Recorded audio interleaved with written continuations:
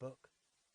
Generously, Neil shares a lifetime of business consulting experience in a condensed how-to list for revealing and building a strategy around the SOI. And he does it in an eminently readable way.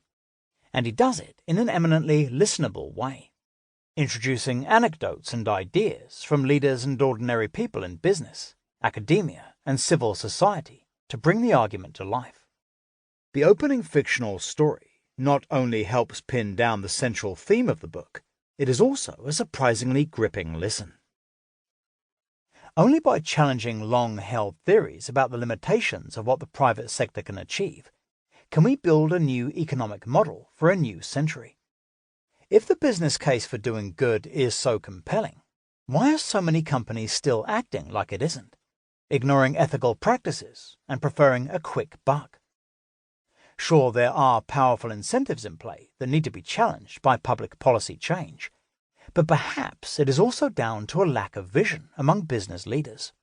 Perhaps they find it hard to shrug off what they have been educated to think. Rather than being bent on regressive behaviors, perhaps it's just that no one has shown them a different way.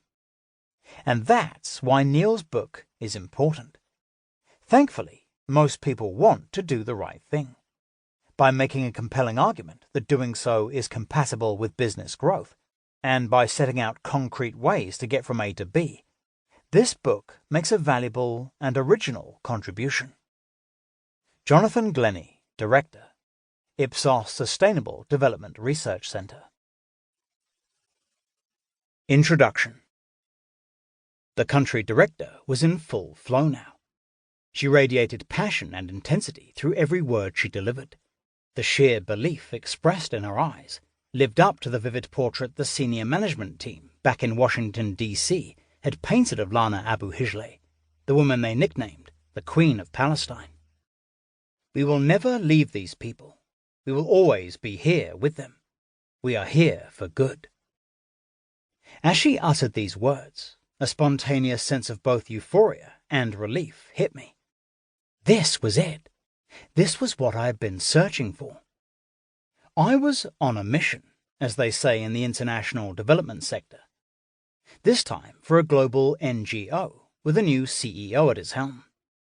Pretty much everything in the NGO's world had changed.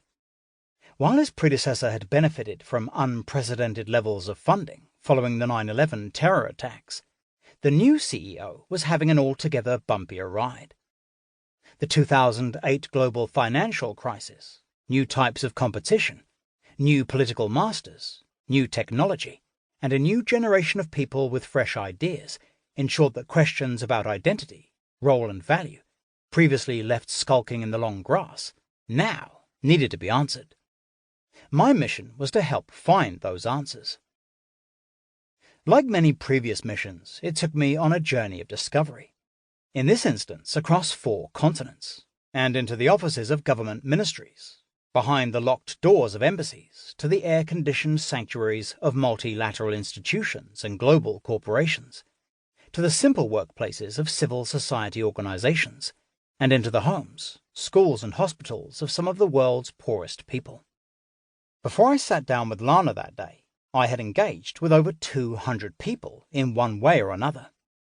I simply wanted to know the fundamental truth of this NGO, and Lana nailed it. Consequently, on September 18, 2012, the Cooperative Housing Foundation changed its name after 60 years to Global Communities. Below the name, it proudly presented its marketing strapline, Partners for Good. But this isn't just a strapline. It's a powerful statement of intent, an invitation to unify, a rallying call and a reference point against which everything Global Communities does, every new initiative it considers, and every result it achieves is measured. Partners for Good is a powerful single organizing idea that will continue to catalyze change and help the organization transition and adapt to the needs of the 21st century. That's what a single organizing idea does. But so what if an NGO dedicates itself to doing good? That's largely what NGOs are there for in the first place, right? This book is about how commercial businesses can also adopt a single